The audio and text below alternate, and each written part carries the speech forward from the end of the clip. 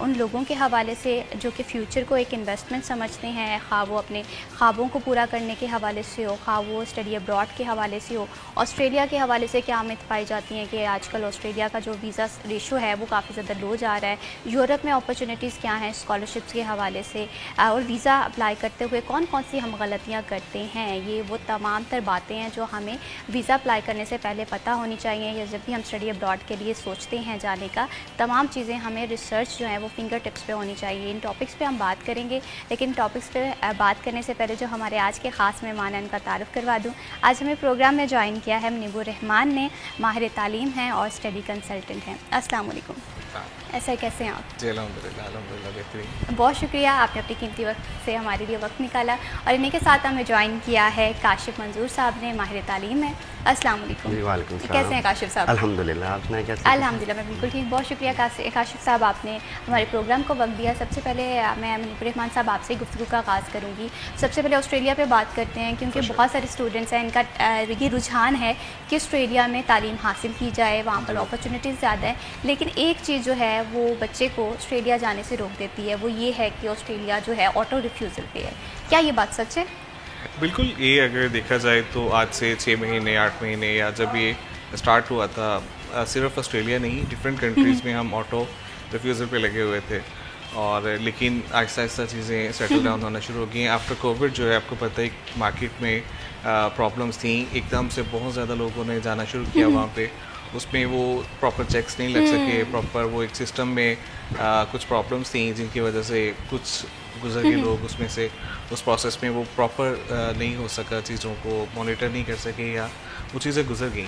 तो उसके बाद जब वो एकदम से काफ़ी वहाँ पे हुआ लोगों का, और काफ़ी केसेस वहाँ पे देखे गए जो नॉन जेन्युइन थे, तो उसके बाद ये काफ़ी सख्त किस्म के चेक लगे। फिर उसके बाद आपको पता है कि जितनी भी ये जो डेवलप कंट्रीज़ हैं ये अपने सिटीज़ को डिज़ाइन करते हैं एक पर्टिकुलर नंबर ऑफ़ पीपल के लिए। इसी तरह इनकी यूनिवर्सिटीज़ जो होती हैं वो एक सेट होती हैं कि इतने कैपेसिटी है, सिटीज़ में इतनी कैपेसिटी है, इंडस्ट्रीज़ में इतनी कैपेसिटी है, और इवन सुपरमार्केट में इतनी कैपेसिटी है कि वो लोगों को अकोमोडेट कर सकते हैं।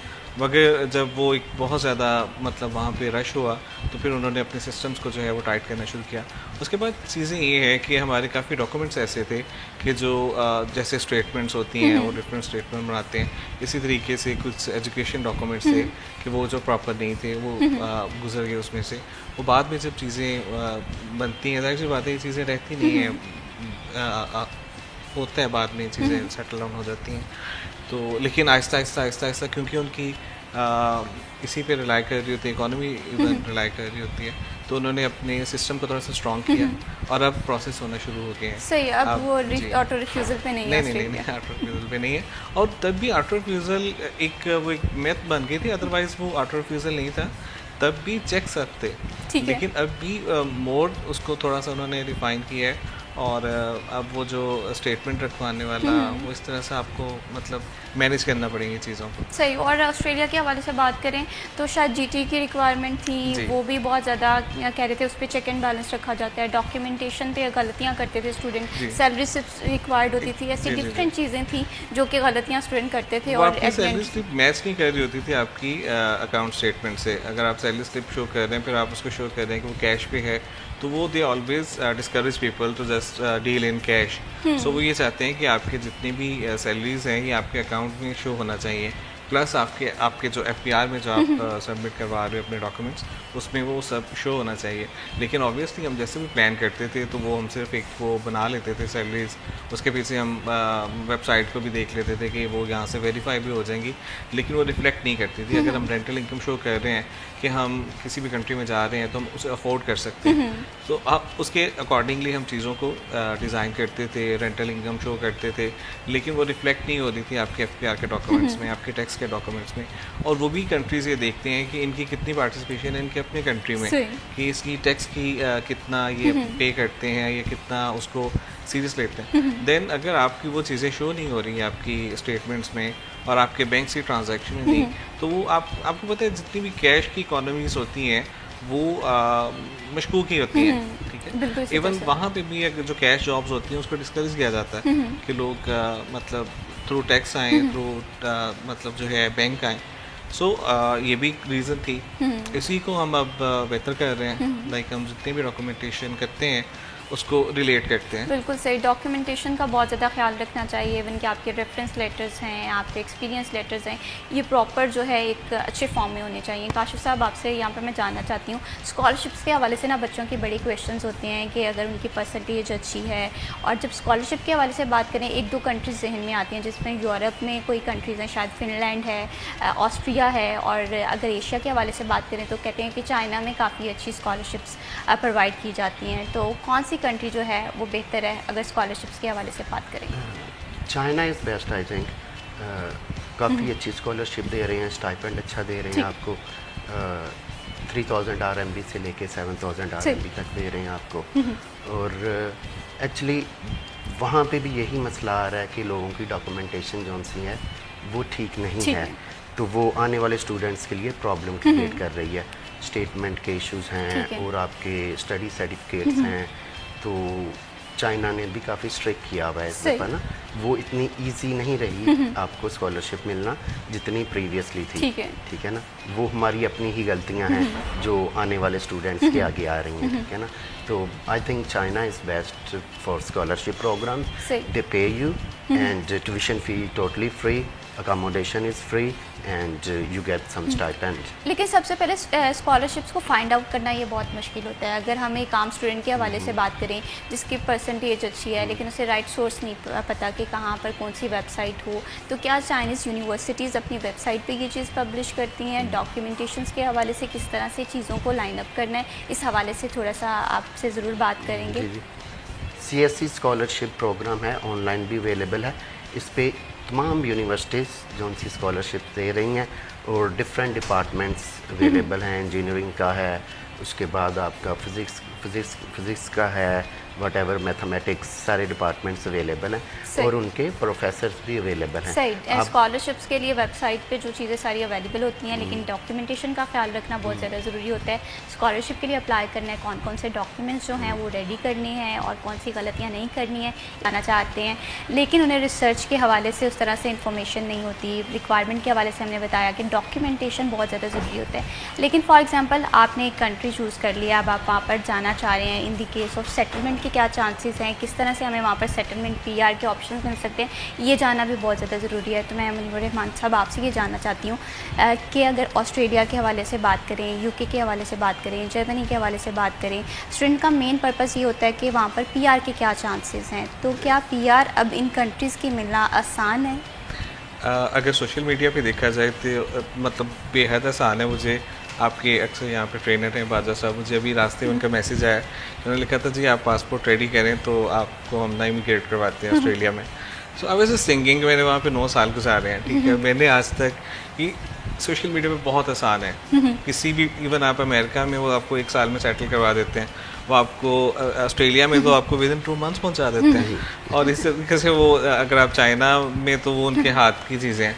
सो ये सारी सोशल मीडिया पे मौजूद चीज़ें हैं कि इसमें वो जी 482 वीज़ा जो है गारंटी के साथ 3 मंथ में आपको जॉब फाइंड करके देंगे, आपको सेटल कर देंगे, और ये मतलब 1 करोड़ 2 करोड़ में ये सब आपकी, ये टोटल सोशल मीडिया की ये चीज़ें। हाँ, मेरे दोस्त हैं, उन्होंने एक करियर को स्टार्ट किया। मैं और काशिफ जब वापस आए हैं तो हमने जब चीज़ों को प्लान किया है तो हमने इसी चीज़ को मद्देनज़र रख के किया है कि यार हमने कैरियर काउंसलिंग करनी है। हमने बजाय इसके कि शॉर्ट टर्म में उसको डॉक्यूमेंट्स रेडी करके, स्टेटमेंट रेडी करके किसी को बाहर भिजवाना है, उसके बजाय हम ये करें कि उसको स्किल्स के साथ, लाइक जो वहाँ पे जिस कंट्री में एक स्टूडेंट जा रहा है वहाँ की रिक्वायरमेंट भी हो और इसकी जो स्किल्स हैं वो अलाइन हों और उस कंट्री, ताकि वो उनके लिए यूज़फुल हो सके और वो ख़ुद के लिए भी यूज़फुल हो, वो उसको एक्सप्लॉइट नहीं कर सके वहाँ के लोग, क्योंकि जो वहाँ पे हमारे इवन देसी होते हैं वो उनकी मैक्सिमम कोशिश ये होती है कि वो जो नए आने वालों को एक्सप्लॉइट करें, उनको अंडर पे करेंगे, उनसे ज़्यादा काम लेंगे। अगर नॉर्मल आवर्स 6 आवर्स हैं तो 12 आवर्स भी काम करते हैं। तो जब हमने स्टार्ट किया तो हमने यही इसको हमारा पर्पज़ था कि हम बजाय इसके कि जस्ट उसकी फ़ाइल रेडी करके उसको वीज़ा करवा के भेजने की करें, हम उनके अंदर स्किल्स डेवलप करें। तो आपने PR की बात की, सॉरी, हम इसको देखते हैं कि अगर हम एक प्रॉपर वे से चलते हैं, ठीक है, पाथवे को अडॉप्ट करते हैं, हम उनके रिक्वायरमेंट्स को पूरा करते हैं, obviously they need people, but उनको ज़रूरत है स्किल्ड पीपल की, ठीक है। उनको चीटर्स की ज़रूरत नहीं है।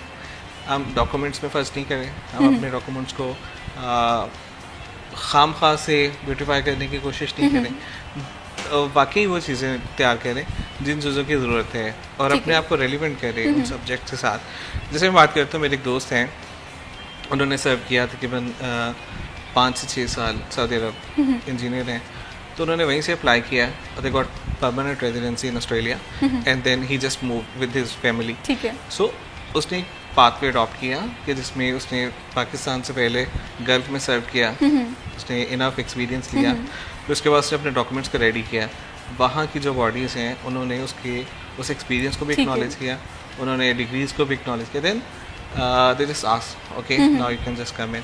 सो ये चीज़ है, एक प्रॉपर पाथवे अडॉप्ट करना चाहिए, ठीक है। प्रॉपर डॉक्यूमेंटेशन करनी चाहिए, फिर आप किसी भी कंट्री में कर सकते हैं। जैसे जर्मनी की जो अपॉइंटमेंट है वो सिर्फ 7-8 दिनों के लिए खुली है, लेकिन वो इतना ज़्यादा बर्डन हो गया उसके ऊपर कि उनको मतलब बंद करना पड़ी अपनी ये साइट। सो ये चीज़ें हैं, ये पाथवेज हैं, ठीक है। लेकिन जितने इजी सोशल मीडिया पे है उतने इजी नहीं है।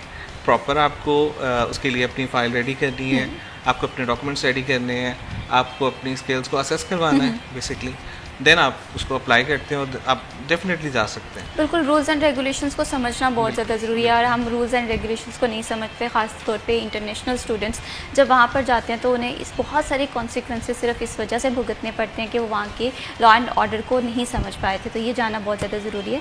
तो काशिफ साहब, जिस तरह हम ब्रेक पे जाने से पहले स्कॉलरशिप के हवाले से बात कर रहे थे कि आपने बताया कि चाइना की स्कॉलरशिप अप्लाई करते हुए सबसे बड़ी गलती हम डॉक्यूमेंटेशंस पे करते हैं, तो कौन कौन से डॉक्यूमेंट्स हमारे रेडी होने चाहिए जब हम स्कॉलरशिप के लिए अप्लाई कर रहे हैं? डिफरेंट डॉक्यूमेंट्स की ज़रूरत है, डिफरेंट कोर्सेज ठीक है। के रिलेटेड, ठीक है।